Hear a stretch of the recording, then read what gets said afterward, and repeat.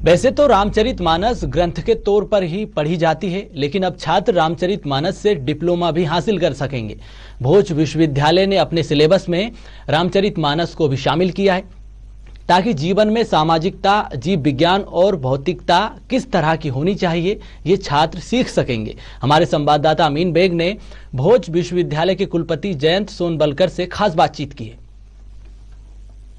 रामचरितमानस को अब तक आपने धार्मिक ग्रंथों में पढ़ा होगा, लेकिन भोज विश्वविद्यालय ने ये कोशिश की है कि सिलेबस में इसे शामिल कराकर बच्चों को पढ़ाया जा सके। आप ये देखिए, ये जो किताब है, जाहिर सी बात है कि रामचरितमानस में अब डिप्लोमा जो है वो बच्चों को मिल पाएगा। इस किताब के जरिए इस तरह की 4 किताबें जो हैं वो सिलेबस में शामिल की गई हैं।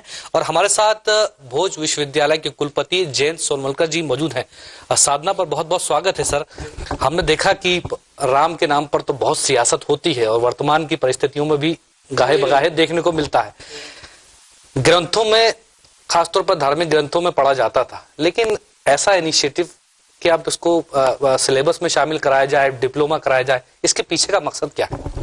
इसके पीछे यही मकसद था कि जो हमारे पूर्व ग्रंथ हैं जिसमें ज्ञान का भंडार भरा पड़ा है, ऐसे ग्रंथों को एक वैज्ञानिक दृष्टिकोण देते हुए आज की नई पीढ़ी को इसकी ओर आकर्षित करना। क्योंकि अमूमन नई पीढ़ी धार्मिक ग्रंथों को पसंद नहीं करती या कम करती है जितनी करना चाहिए, लेकिन उसके ज्ञान के भंडार की खोज की इच्छा, जो उनकी जिज्ञासा है, वो बहुत अधिक है। तो उनकी जिज्ञासाओं को भी समाप्त करने के लिए और भारत के पुराने ज्ञान को, पूर्व हमारे ऋषि मुनियों के समय के ज्ञान को आम जनता तक पहुंचाने के लिए ये एक प्रयास किया गया है। और इस प्रयास में हमने जो अभी 4 किताबें बनाई हैं, वो रामचरितमानस में भौतिक विज्ञान, रामचरितमानस में रसायन शास्त्र, रामचरितमानस में जीव विज्ञान और रामचरितमानस में पर्यावरण विज्ञान, इस 4 विषय पे बनाई हैं। और 3 विषय पे किताबें हमारी 1 महीने के अंदर बन के आ जाएंगी, जिसमें हम मुख्य रूप से रामचरितमानस में इंजीनियरिंग मतलब विज्ञान और उसके साथ साथ सामाजिक विकास कैसे होगा, इसकी भी चर्चा हम करेंगे। सर, हम जब इस किताब को पढ़ रहे थे तो हमने देखा कि सबसे महत्वपूर्ण बात है कि साइंटिफिक तरीके से ये बताना कि पहले क्या होता था, उसको इस किताबों में उकेरना। जाहिर सी बात है कि जो भाषा है उसको लेकर भी, क्योंकि ज्यादातर समझ में आना जरूरी है, इसलिए इसके हिंदी में अनुवाद भी किया गया है। तो मेरा सवाल आपसे सर ये है कि चूंकि किसी को साइंस पढ़ना है, किसी को डॉक्टर बनना है, किसी को इंजीनियर बनना है, ये किताब के पीछे आपको क्या लगा कि ये किताब क्यों सिलेबस में आना चाहिए? इसके पीछे का क्या रीजन? नहीं, हमने पहले सिलेबस बनाया, इसकी प्रक्रिया लंबी थी। पहले हमने सिलेबस बनाया कि इसको कैसे प्रेजेंट किया जाए। कुछ लोगों ने सजेशन दिया कि केवल दोहे बता दिए जाएं, उनके अर्थ बता दिए जाएं। कुछ लोगों ने बोला कि इसमें जो बाकी ज्ञान है वो बताया जाए, नीति शास्त्र बताया जाए, दर्शन शास्त्र बताया जाए। कुछ ने बोला कि ये कहानी के रूप में प्रस्तुत किया जाए। फिर सजेशन ये आया और सबका कंसेंसस ये बना कि इसमें वैज्ञानिक दृष्टिकोण डाला जाए। और जो अयोध्या का मानस अनुसंधान संस्थान है, उसने हमारी बहुत मदद की और उसने सारे ऐसे दोहे निकाल के दिए अलग अलग खंडों में, कि जिसमें भौतिक शास्त्र की चर्चा थी, रसायन शास्त्र की चर्चा थी और चर्चाएं थी, अलग अलग विज्ञान की चर्चा थी। तो हमने फिर उसको ही आधार बनाकर हमारे बोर्ड ऑफ स्टडी में इसको पास कराया। और ये कोर्स तो लगभग 5 साल से पास पड़ा था, लेकिन प्रारंभ नहीं हो पा रहा था। तो फिर मुझे जब पता चला तो मैंने इसका मटेरियल देखकर उसको फिर प्रारंभ करने का प्रयास किया। सर, उस दौर की अगर बात की जाए और इस दौर की अगर बात की जाए, कुछ चीजें आप समझाना चाहें, जैसे पुष्पक में विमान का जिक्र है या कुछ और भी चीजों का जिक्र है इसके? जी जी, नहीं, इसमें देखिए रसायन शास्त्र में बहुत सारी बातें हैं। आप देखेंगे जब लक्ष्मण जी बेहोश हो गए तो उनके बारे में सुषैण वैद्य को बुलाया गया लंका से और उनको बोला गया कि आप इनको करें।